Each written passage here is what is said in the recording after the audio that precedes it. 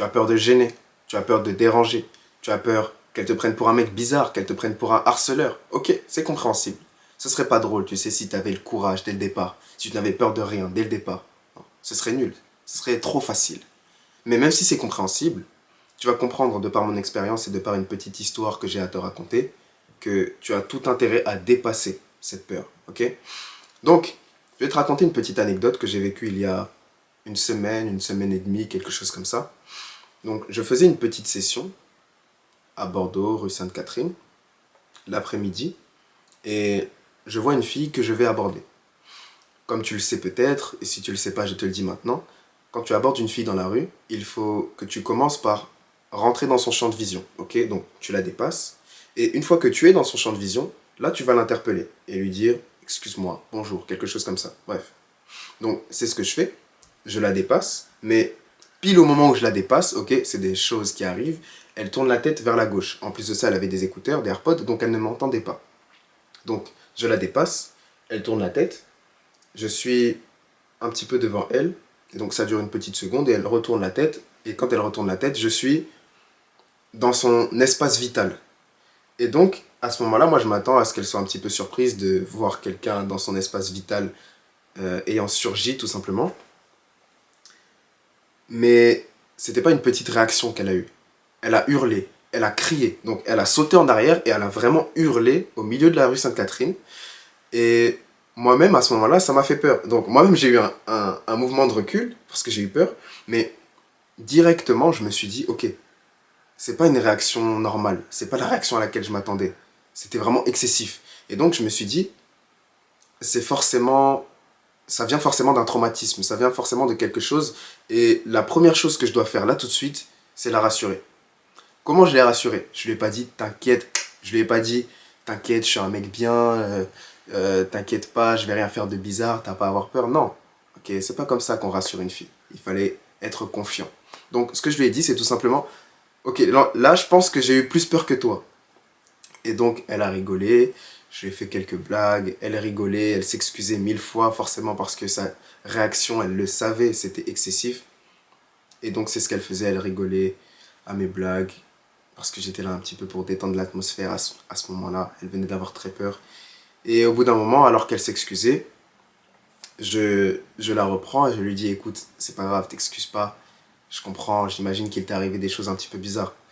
Et à ce moment-là, on rentre dans une conversation un petit peu plus sérieuse. Donc, elle m'explique que oui, justement, il lui est arrivé souvent, il lui est souvent arrivé d'être suivi dans la rue, d'être sifflé, que la veille, elle portait une robe et qu'elle a pris une main aux fesses. Donc, vraiment des choses traumatisantes et qui venaient même de la veille. Donc, forcément, toi qui passes juste après qu'il lui soit arrivé ce genre de choses, elle ne réagit pas forcément très bien. Donc on rentre dans cette conversation un petit peu plus sérieuse et c'est là que je vais t'apporter quelques leçons à tirer. Je vais revenir sur cette anecdote un petit peu après. Mais dans un premier temps, il faut que tu prennes comme leçon le fait que dans ce monde, dans notre monde, il faut le rappeler, il y a énormément de fous, il y a énormément de gars bizarres. Si tu as peur de passer pour un harceleur, c'est parce que tu as entendu par exemple sur les réseaux de manière très fréquente, très régulière, que il y en a beaucoup de harceleurs. Il y a beaucoup de personnes qui sifflent, qui suivent ce genre de choses. Ça arrive souvent. Et même si on en est conscient, vivre ce genre d'expérience, ça te fait vraiment conscientiser le traumatisme qu'avait cette femme et que peuvent avoir plusieurs femmes. Okay, la deuxième chose que tu dois retenir de cette expérience, c'est le principe de contraste. Et là, on rentre dans quelque chose de plus intéressant. Okay, principe de contraste, quelque chose que j'ai lu il y a peu, parce que j'ai commencé ce livre, Influence et manipulation. Tout le monde connaît ce livre, mais moi je l'ai commencé il y a quelques temps. Okay. Principe de contraste est expliqué au début de ce livre, et il est expliqué de par une expérience. Okay, on prend un sujet, une personne, devant qui on va présenter trois bacs d'eau. Un bac d'eau froide, un bac d'eau tiède et un bac d'eau chaude. On demande à cette personne de tremper ses mains dans les deux bacs à gauche et à droite, c'est-à-dire eau froide et eau chaude, et pendant un certain temps, il va rester comme ça, puis on va lui demander de retirer ses mains et de tremper ses mains dans le bac d'eau tiède. Là, tu devines bien ce qui se passe. La main qui était dans l'eau froide perçoit l'eau comme de l'eau chaude, Et la main qui était dans de l'eau chaude perçoit l'eau comme de l'eau froide. Alors que c'est la même eau dans laquelle est trempée, sont trempées les deux mains. Okay. Donc je disais, comment est-ce que tu peux l'appliquer au marché de la séduction?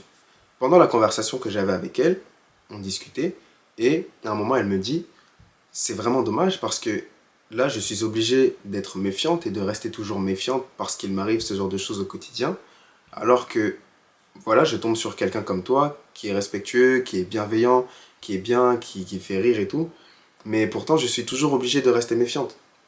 Était forcé de comprendre sa situation, surtout après la réaction qu'elle a eue. Mais elle m'a placé là quand elle disait ça. Elle m'a placé en haut, tout simplement parce que j'étais respectueux et bienveillant et que j'avais fait un petit peu rire, ok? En plus de ça, forcément, je présente bien, je m'habille bien, je m'exprime bien. Tout ça, ça joue en ma faveur. C'est des choses que tu dois travailler aussi, forcément. Donc, au niveau du marché de la séduction, forcément, toi qui apprends à séduire, qui apprends à aborder dans la rue correctement, qui apprends à bien t'exprimer, tout ça, ce sont des choses qui sont appréciables. Et en comparaison avec, ok, tout en bas, il y a quoi?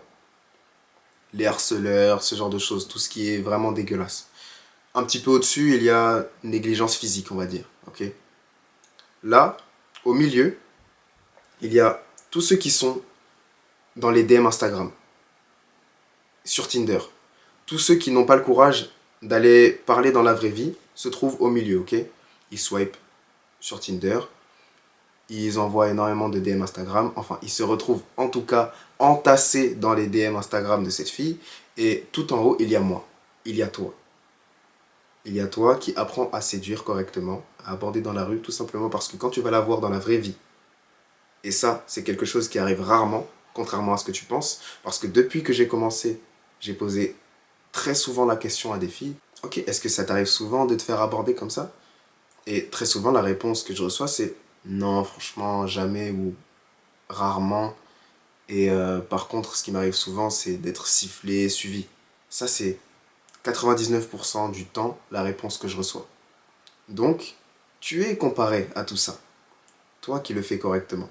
Donc, tu as tout intérêt, comme je le disais au début de la vidéo, à apprendre la séduction et à dépasser ta peur de l'approche. À dépasser cette peur du fait de, oui, j'ai peur qu'elle me voie comme un harceleur, j'ai peur qu'elle me voie comme un mec bizarre, j'ai peur de la déranger.